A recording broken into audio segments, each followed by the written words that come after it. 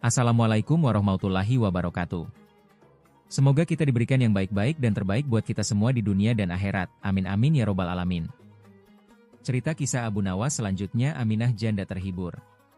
Abu Nawas, si jenius ulung sekaligus tukang jahil kelas kakap, lagi-lagi beraksi. Kali ini, targetnya adalah seorang janda kaya raya bernama Nyai Aminah. Nyai Aminah, selain tajir melintir, juga terkenal cantik jelita bak bidadari turun dari kayangan. Walau usianya udah kepala 5, tapi masih aduhai. Mendengar kabar kekayaan Nyai Aminah, Abu Nawas langsung membulatkan tekad, harus dapat jatah. Bukan jatah harta, ya, tapi jatah, maksudnya, harus bisa menghibur Nyai Aminah. Atau mungkin juga dapat jatah harta, siapa tahu kan?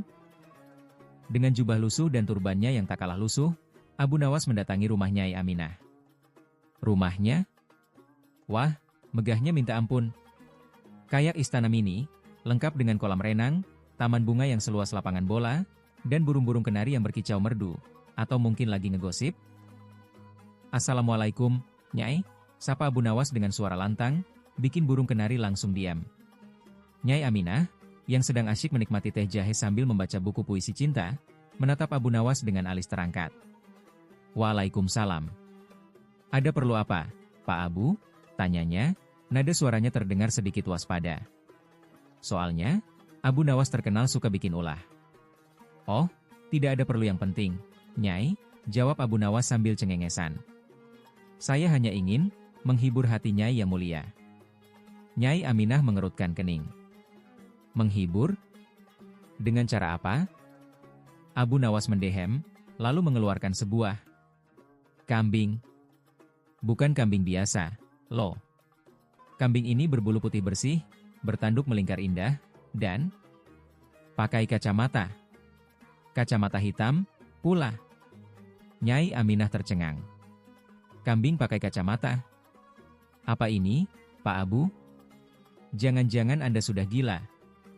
Abu Nawas tertawa terbahak-bahak. Gila? Tentu tidak, Nyai. Ini kambing ajaib. Dia bisa bicara, loh. Nyai Aminah makin bingung. Bicara? Masa kambing bisa bicara? Abu Nawas mendekatkan kambing itu ke telinga Nyai Aminah. Coba dengar baik-baik, bisik Abu Nawas. Lalu, dengan suara Abu Nawas yang ditiru-tiru, kambing itu berbicara. Nyai Aminah, cantik sekali. Harta Anda banyak sekali. Saya suka. Nyai Aminah terpingkal-pingkal. Ini lucu sekali, Pak Abu. Begitulah, Abu Nawas menghibur Nyai Aminah dengan berbagai macam tingkah laku konyolnya. Dia menari-nari dengan kambing berkacamata, memainkan sulap dadakan, yang gagal total, tapi tetap lucu, dan bahkan menyanyikan lagu-lagu dangdut koplo dengan suara serak-serak basah. Nyai Aminah tertawa sampai perutnya sakit. Dia belum pernah merasakan kegembiraan seperti ini sebelumnya. Ternyata, kekayaan tak sebanding dengan tawa lepas. Dan Abu Nawas, si jenius jahil, telah berhasil mencuri hatinya, dan mungkin juga sedikit hartanya. Jangan-jangan. Akhirnya, Abu Nawas pulang dengan membawa sekarung kurma. Hadiah dari Nyai Aminah yang terhibur. Abu Nawas tersenyum puas. Misi menghibur, dan mungkin juga mendapatkan sedikit harta, telah berhasil. Dan kita semua berhasil terhibur oleh kelucuan Abu Nawas dan si janda kaya. Hehehe.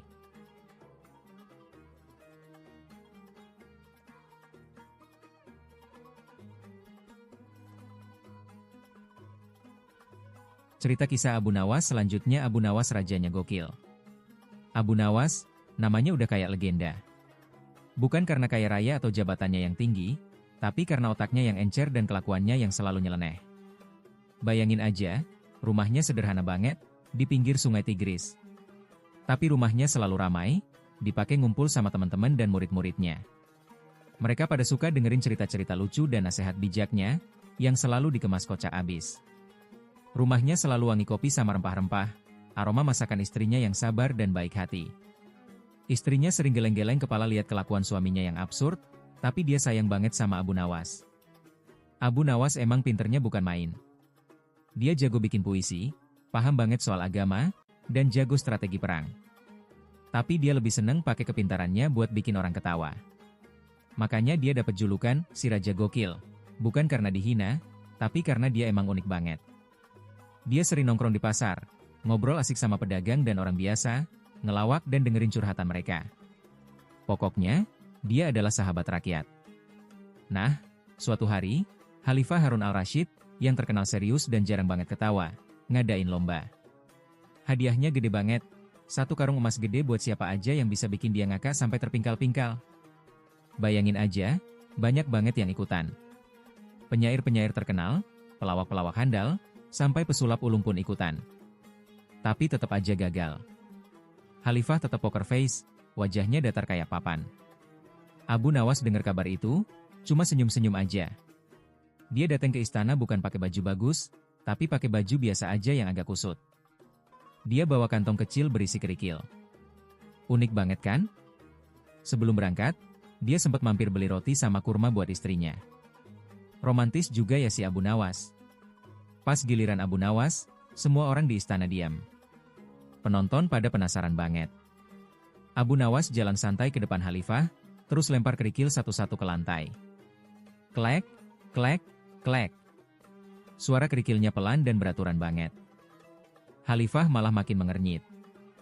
Penonton pada bisik-bisik, ini orang gila apa gimana? Abu Nawas ambil kerikil yang lebih gede, angkat tinggi-tinggi, terus bisik pelan, ini kerikil paling istimewa. Dia punya rahasia besar. Dia pura-pura mikir keras, garuk-garuk kepala, lalu bruk. Dia jatuhkan kerikil gede itu ke lantai. Suaranya kenceng banget. Suasana hening sebentar, terus Khalifah ngakak sampai terguling-guling. Ngakaknya bukan kaleng-kaleng, sampai air mata keluar semua. Semua orang di istana pada kaget. Cuma pakai kerikil, Abu Nawas berhasil bikin Khalifah ngakak sampai terpingkal-pingkal. Kejutannya dan kesederhanaannya itu yang bikin Khalifah nggak bisa nahan ketawa. Khalifah langsung perintahin pengawalnya buat kasih Abu Nawas karung emasnya. Abu Nawas nerima hadiah itu sambil senyum lebar. Dia langsung pulang buat cerita sama istrinya sambil makan roti kurma. Romantis banget kan? Cerita Abu Nawas sama kerikilnya jadi legenda. Dia buktiin kalau humor sederhana dan gak terduga itu bisa lebih ampuh daripada lelucon yang ribet. Abu Nawas, si Raja Gokil, hidupnya penuh tawa, meninggalin warisan humor yang abadi. Dia bukan cuma jenius, tapi juga suami dan teman yang baik hati. Kehidupan sederhananya malah bikin ceritanya lebih asyik dan relate banget sama rakyat. Sampai sekarang, cerita-cerita tentang Abu Nawas masih sering diceritain dan bikin orang ketawa.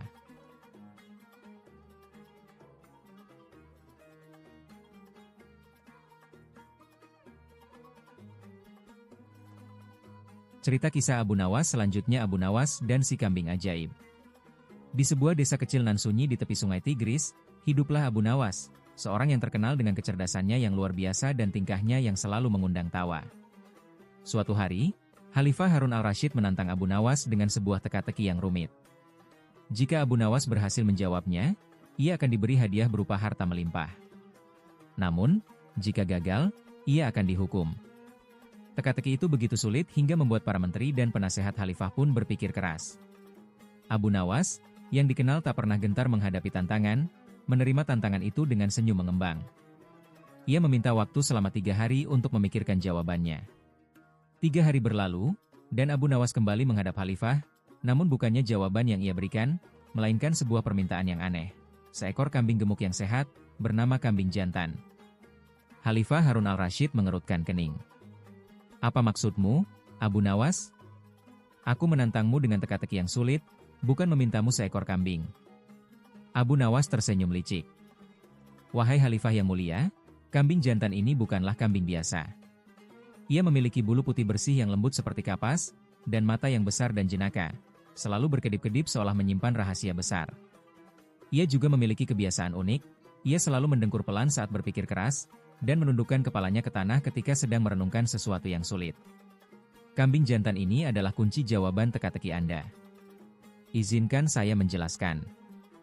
Khalifah, penasaran dan sedikit jengkel, mengizinkan Abu Nawas untuk menjelaskan. Abu Nawas pun mulai bercerita, dengan mimik muka yang dramatis dan suara yang penuh dengan penekanan. Ia bercerita tentang kambing jantan, yang ternyata bukan kambing biasa. Kambing itu, katanya, memiliki kemampuan luar biasa, bisa berbicara, dengan suara yang berat dan dalam seperti seorang bijak tua, berhitung dengan cepat dan akurat, bahkan bisa membaca pikiran, khususnya pikiran orang yang sedang bingung. Khalifah dan para pengawalnya tercengang. Mereka saling berbisik, tak percaya dengan cerita Abu Nawas. Abu Nawas melanjutkan ceritanya dengan lebih detail, menggambarkan bagaimana kambing jantan itu mampu menyelesaikan teka-teki Khalifah dengan mudah, dengan cara menggoyangkan kepalanya dan mendengkur keras lalu mengeluarkan jawaban yang tepat. Ia bahkan berakting seolah-olah kambing jantan sedang menjawab teka-teki tersebut, dengan suara yang dibuat-buat dan gerakan tubuh yang lucu, menirukan cara kambing jantan menunduk dan mendengkur. Suasana di istana berubah menjadi riuh. Para pengawal tertawa terbahak-bahak, sementara Khalifah, awalnya kesal, kini juga ikut tersenyum. Abu Nawas, dengan kepiawaiannya, telah berhasil mengalihkan perhatian Khalifah dari teka-teki yang sulit ke sebuah cerita yang menghibur dan penuh dengan komedi. Setelah bercerita panjang lebar tentang kemampuan luar biasa kambing jantan, Abu Nawas akhirnya berkata, "Wahai Khalifah, teka-teki Anda memang sulit, namun dengan bantuan kambing jantan yang ajaib ini, saya yakin saya bisa menemukan jawabannya. Namun, untuk saat ini, izinkan saya menikmati kambing jantan ini terlebih dahulu. Saya akan mencari jawabannya setelah saya kenyang." Khalifah, yang sudah terhibur oleh cerita Abu Nawas, tertawa terbahak-bahak. Ia menyadari bahwa Abu Nawas telah menggunakan kecerdasannya untuk menghindari teka-teki yang sulit dengan cara yang jenaka. Khalifah pun mengizinkan Abu Nawas untuk membawa kambing jantan itu pulang, dan bahkan memberinya hadiah tambahan sebagai penghargaan atas kecerdasan dan kelucuannya. Sejak saat itu, kisah Abu Nawas dan kambing jantan menjadi legenda yang selalu diingat, sebagai bukti kecerdasan dan kelucuan Abu Nawas yang tak tertandingi. Kisah ini selalu dikisahkan dari generasi ke generasi, menjadi hiburan dan pelajaran berharga tentang bagaimana kecerdasan dan humor dapat digunakan untuk mengatasi masalah yang sulit, bahkan dengan cara yang tak terduga. Kisah Abu Nawas selanjutnya petualangan kopi mania. Abu Nawas, jenaka dan cerdas, tinggal di sebuah rumah kecil yang sederhana namun nyaman di pinggiran kota Baghdad. Rumahnya dikelilingi oleh kebun kecil yang ditanami berbagai macam tanaman rempah dan bunga berwarna-warni. Aroma harum bunga mawar dan melati bercampur dengan aroma kopi yang selalu mengepul dari dapurnya, menjadi ciri khas rumah Abu Nawas. Seekor kucing gemuk bernama Mimi selalu bermalas-malasan di bawah pohon mangga tua di halaman, sesekali mengendus-endus cangkir kopi yang tertinggal. Suatu pagi yang cerah, dengan matahari pagi menyinari kebunnya yang indah, bencana menimpa Abu Nawas. Ia bangun dan mendapati persediaan kopinya habis. Hanya ampas kering yang tersisa di dalam teko gerabah tua kesayangannya. Mimi, kucingnya, hanya menatapnya dengan tatapan polos dari balik pohon mangga. "Astagfirullah," teriaknya panik, suaranya menggema di antara rimbunnya dedaunan. "Bagaimana aku bisa hidup tanpa kopi? Ini lebih mengerikan daripada menghadapi pasukan gajah raja." Ia bergegas ke pasar yang ramai, dipenuhi pedagang dengan dagangannya yang beraneka ragam. Bau rempah-rempah dan buah-buahan segar memenuhi udara. Di tengah hiruk-pikuk pasar, ia melihat seekor kambing sedang makan rumput di dekat sebuah sumur tua yang airnya jernih. Ide jahilnya muncul lagi. "Hei, kambing," panggil Abu Nawas, suaranya hampir tenggelam dalam keramaian. "Mau coba kopi istimewa? Rasanya seperti madu dari surga." Ia menunjukkan sedikit ampas kopi. Kambing itu menciumnya, lalu pergi dengan ekspresi jijik, menjauh dari aroma yang menurutnya aneh. "Dasar kambing tak berbudaya," seru Abu Nawas, tertawa lepas, suaranya mengundang perhatian beberapa pedagang di sekitarnya yang ikut tertawa. Tidak tahu menghargai cita rasa kopi sejati dari biji Arabica terbaik. Di pasar, ia membeli kopi dalam jumlah banyak, membawanya pulang dengan keranjang anyaman bambu. Di rumahnya, di antara aroma bunga dan rempah, ia semangat menyeduh. Aroma kopi memenuhi rumahnya yang sederhana, bercampur dengan aroma tanah dan dedaunan. Namun, tiba-tiba listrik padam. "Sial," umpatnya. "Bagaimana aku bisa menikmati kopi tanpa penerangan? Ini pasti ulah jin nakal yang tinggal di pohon mangga." Ia menyalakan lilin.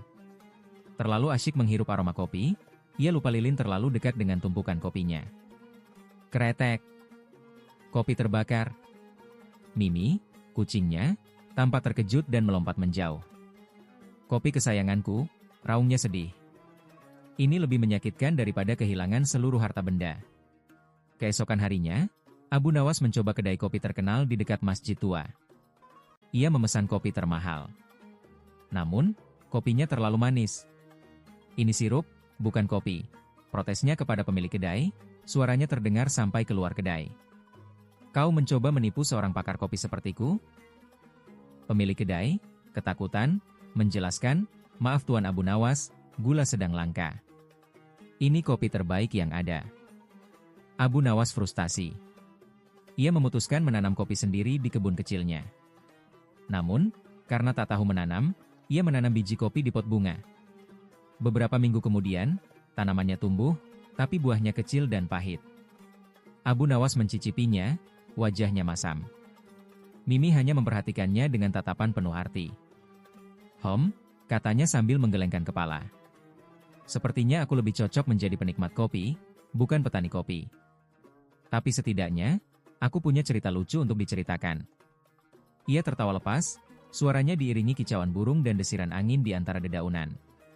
Petualangan kopinya memang selalu penuh kejutan dan humor, tetapi kecintaannya pada kopi tetap tak tergoyahkan.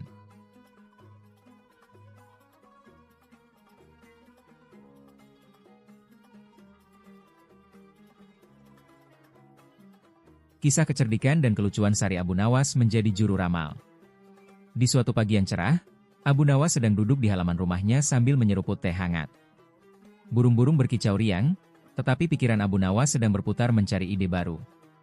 Tidak ada teka-teki dari Sultan, tidak ada masalah pelik dari rakyat, hanya rutinitas biasa. "Aku bosan," gumamnya.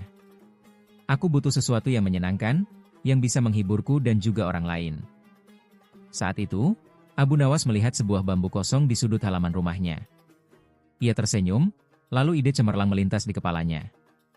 "Aku tahu apa yang harus kulakukan. Aku akan membuka jasa ramalan." Tanpa membuang waktu, Abu Nawas membuat papan sederhana yang ia gantung di depan rumahnya.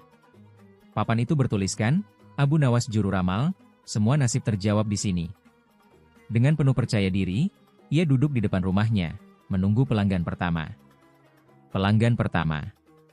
Kabar tentang jasa ramalan Abu Nawas segera menyebar ke seluruh desa. Orang-orang penasaran dan mulai berdatangan ke rumahnya. Pelanggan pertama adalah seorang petani yang tampak cemas. "Abu Nawas," kata si petani, "aku ingin tahu bagaimana nasibku minggu depan." Abu Nawas mengangkat tangan dengan dramatis, menutup matanya, lalu meraba dahi si petani. Setelah beberapa saat hening, ia berkata dengan suara misterius, "Minggu depan, kau akan lapar, kecuali kau makan." Petani itu tampak bingung. "Itu bukan ramalan. Itu hal yang sudah jelas." Abu Nawas tersenyum santai. "Tapi, apakah itu tidak selalu benar? Ramalan ini tidak pernah meleset, bukan?" Petani itu pergi dengan wajah bingung, tetapi di dalam hatinya ia merasa terhibur. Abu Nawas memang lucu, tetapi juga benar. Ramalan yang selalu benar, pikirnya. Antrean ramalan Abu Nawas.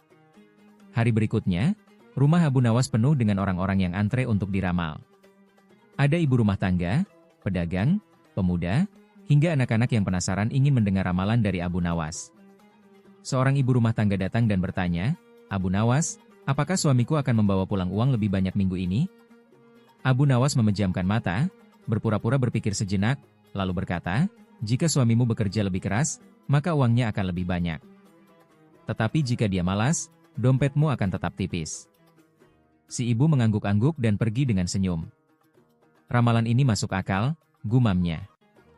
Seorang pedagang bertanya, "Abu Nawas, apakah daganganku akan laris besok?" Abu Nawas mengambil sebatang bambu kecil dan menatapnya seolah-olah sedang membaca masa depan. Lalu ia berkata, "Jika kau membuka lapak lebih pagi dan tersenyum kepada pembeli, daganganmu akan laris.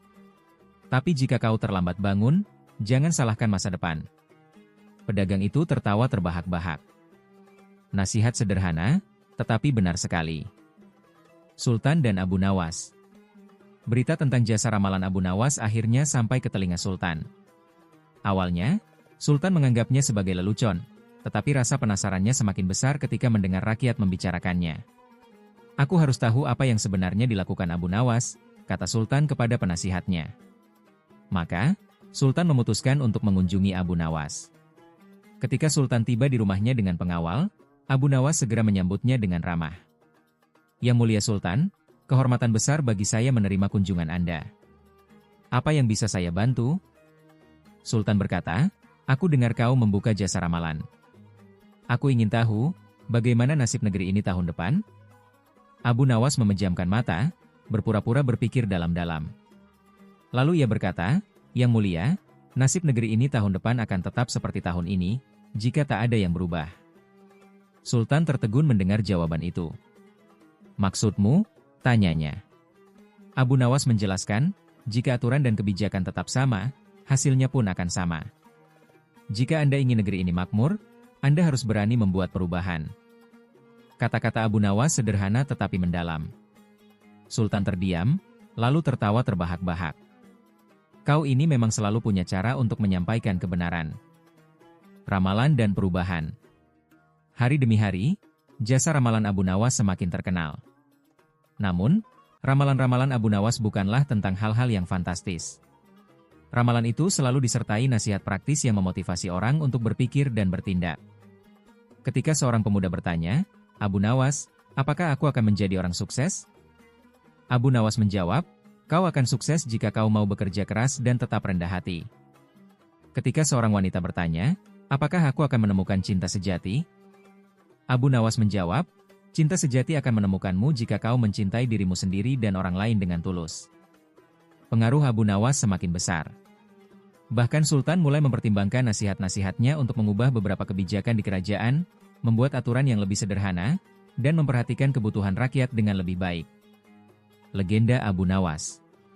Ramalan-ramalan Abu Nawas menjadi legenda di seluruh negeri. Orang-orang tidak hanya datang untuk diramal, tetapi juga untuk mendengar nasihat dan kebijaksanaannya. Abu Nawas mengajarkan bahwa nasib tidak ditentukan oleh takdir semata, tetapi oleh tindakan dan pilihan kita sendiri. Dan begitulah, Abu Nawas sebagai juru ramal menjadi salah satu kisah yang paling dikenang di desa itu. Dengan kecerdikannya, ia berhasil menghibur sekaligus memberikan pelajaran berharga kepada semua orang.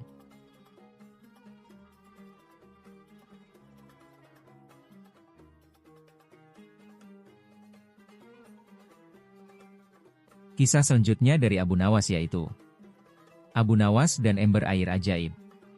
Di pagi yang cerah, burung-burung berkicau di taman istana, dan kehidupan kota tampak biasa seperti hari-hari sebelumnya.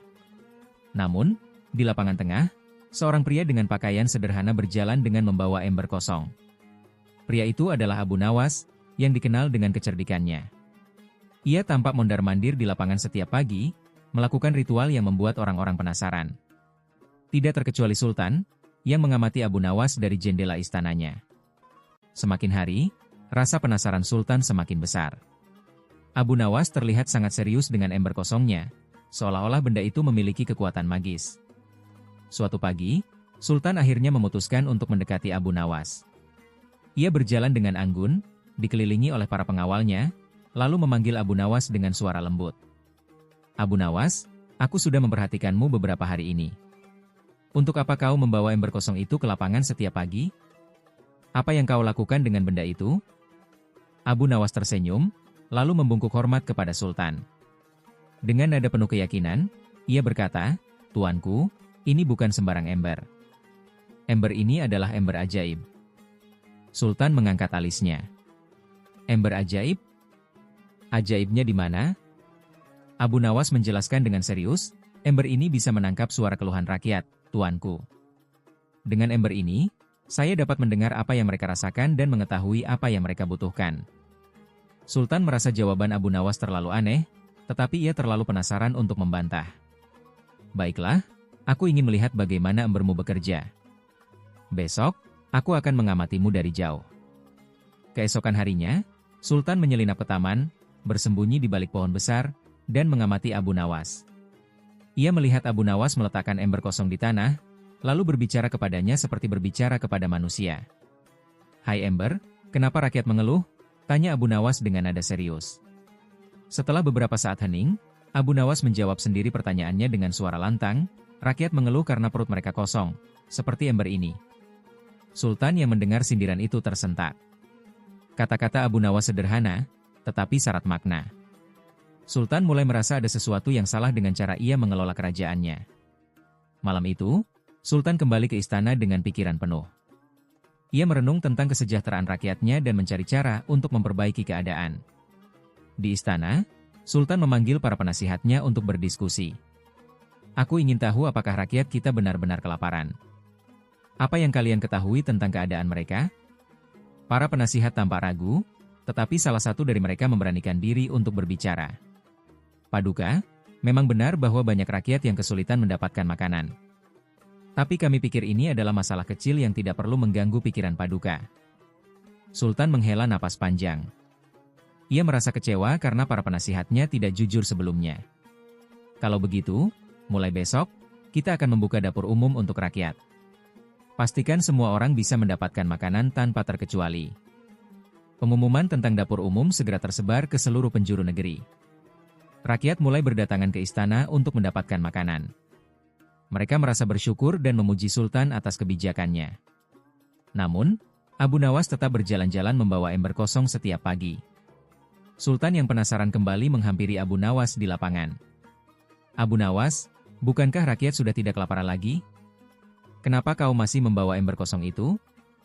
Abu Nawas tersenyum dan berkata, benar, tuanku. Perut mereka sudah mulai terisi. Tapi keluhan mereka tidak hanya tentang makanan. Ada keluhan lain tentang keadilan, keamanan, dan kesejahteraan.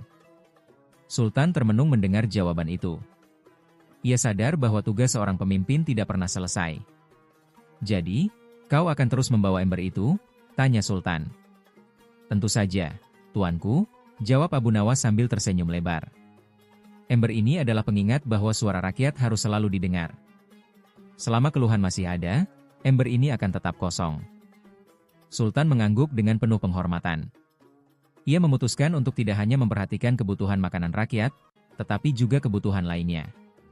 Sultan mulai mengadakan pertemuan rutin dengan rakyat untuk mendengar keluhan mereka langsung.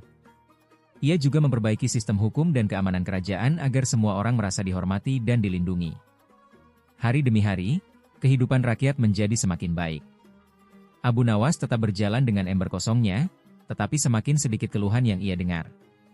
Setiap kali ia melewati rakyat, ia berseru, masih ada yang mengeluh. Ember belum penuh. Namun, rakyat hanya tersenyum, karena mereka tahu bahwa suara mereka telah didengar.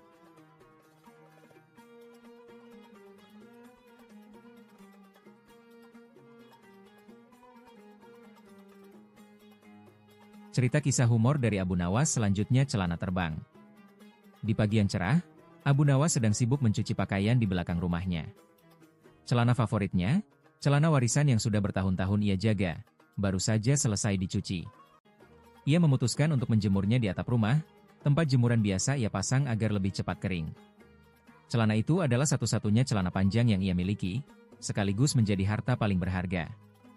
Tanpa celana ini, pikirnya, aku tak punya apa-apa lagi selain jubahku. Saat menjemur celana di atap, angin mulai bertiup pelan. Abu Nawas memandang ke langit biru yang cerah sambil bersenandung kecil. Hari yang sempurna untuk menjemur. Angin ini benar-benar membantu, katanya. Ia tidak menyadari bahwa tiupan angin yang lembut itu akan segera menjadi masalah besar. Angin membawa masalah tidak lama kemudian, tiupan angin semakin kencang. Celana Abu Nawas yang baru saja ia jemur mulai melambai-lambai seperti bendera di tiang. Abu Nawas, yang awalnya merasa santai, mulai merasa khawatir. Wahai angin, jangan terlalu kencang. Jangan bawa pergi celanaku, katanya sambil mencoba menahan jemurannya. Namun, angin tidak mendengar keluhannya. Tiupan yang semakin kuat melepaskan celana Abu Nawas dari jemurannya, membuatnya melayang-layang di udara seperti layang-layang. Abu Nawas menatap celananya dengan mata terbelalak. Celanaku, jangan pergi. Kembalilah. Serunya sambil mencoba mengejar celana yang kini melayang jauh di atas rumahnya. Burung elang dan celana. Saat celana Abu Nawas melayang tinggi, seekor burung elang besar muncul dari langit. Burung itu berputar-putar seperti mencari sesuatu. Mata tajamnya langsung tertuju pada celana Abu Nawas yang melambung seperti mangsa yang menarik. Dalam sekejap, burung elang itu menyambar celana dengan cakarnya dan terbang menjauh. Melihat kejadian itu, Abu Nawas berteriak sekuat tenaga, "Pencuri celana! Berani-beraninya kau angkut kehormatan orang." Ia segera turun dari atap rumah dan mulai berlari mengejar burung elang. Meski ia tahu burung itu terbang jauh lebih cepat, Abu Nawas tidak menyerah. Reaksi tetangga-tetangga yang melihat Abu Nawas berlari dengan panik langsung merasa penasaran. Salah satu tetangganya, seorang wanita yang sedang menyiram tanaman, bertanya, "Abu Nawas, apa yang terjadi? Kenapa kau berlari sambil berteriak-teriak?" Abu Nawas berhenti sejenak untuk menjelaskan. "Celanaku dicuri oleh burung elang. Kalau celana itu hilang, aku resmi jadi pertapa." Tetangga itu tertawa terbahak-bahak. "Celana terbang? Kau ini memang unik, Abu Nawas. Kenapa kau begitu heboh hanya karena satu celana?" Abu Nawas menjawab dengan penuh semangat, "Karena itu satu-satunya celana yang kupunya. Kalau hilang, aku tak punya apa-apa lagi untuk menutupi kehormatanku." Mendengar jawaban itu, tetangga-tetangga lainnya mulai berkumpul untuk melihat apa yang sebenarnya terjadi. Anak-anak desa mengikuti Abu Nawas sambil bersorak, "Celananya terbang! Celananya terbang!" Kejar-kejaran di desa, kejar-kejaran antara Abu Nawas dan burung elang itu menjadi tontonan di desa. Abu Nawas berlari melewati kebun, sawah, dan jalan kecil yang berliku. Sambil berlari, ia memanggil burung elang dengan suara lantang, "Hei burung! Aku tahu celana itu tidak cocok untukmu. Kembalikan celanaku." Burung elang hanya berputar-putar di udara, seolah-olah mengabaikan protes Abu Nawas. Abu Nawas akhirnya sampai di hutan kecil di pinggiran desa, tempat burung elang hinggap di pohon besar. Napas Abu Nawas terengah-engah, tetapi ia tidak menyerah. "Burung, dengarkan aku," kata Abu Nawas dengan nada yang lebih tenang. "Celana itu adalah harta paling berharga bagiku. Tolong lepaskan." Taktik Abu Nawas, namun, burung elang tetap diam, menggenggam celana Abu Nawas dengan cakarnya yang kuat. Abu Nawas berpikir keras, mencari cara untuk mendapatkan celananya kembali. Ia melihat sekeliling dan menemukan buah-buahan yang sudah matang di bawah pohon. Ia mengambil buah-buah itu dan mulai melemparkannya ke arah burung elang. "Hei burung, ambillah buah-buahan ini sebagai ganti celanaku. Kau tidak membutuhkan celana ini, tetapi buah ini akan mengenyangkan perutmu." Burung elang tampaknya mulai tertarik dengan tawaran Abu Nawas. Setelah beberapa kali lemparan, burung elang akhirnya melepaskan celana Abu Nawas dan mengambil buah sebagai gantinya. "Celanaku kembali," seru Abu Nawas dengan penuh kegembiraan. Ia segera mengambil celananya dan memeluknya seperti memeluk anak kecil. Kembali ke desa, Abu Nawas kembali ke desa dengan membawa celananya. Tetangga-tetangganya menyambutnya dengan tepuk tangan dan tawa. "Abu Nawas, kau memang orang yang pantang menyerah. Siapa lagi yang mau mengejar celana terbang sampai ke hutan?" Abu Nawas tertawa sambil berkata, "Karena celana ini adalah kehormatanku. Tanpa celana ini, aku mungkin harus jadi pertapa." Sejak hari itu, cerita tentang celana terbang Abu Nawas menjadi legenda di desa. Anak-anak sering meniru kejadian itu, berlari-lari sambil berpura-pura mengejar celana di udara. Sementara Abu Nawas, dengan kecerdikannya, sekali lagi menjadi pusat perhatian yang membuat semua orang tertawa dan kagum.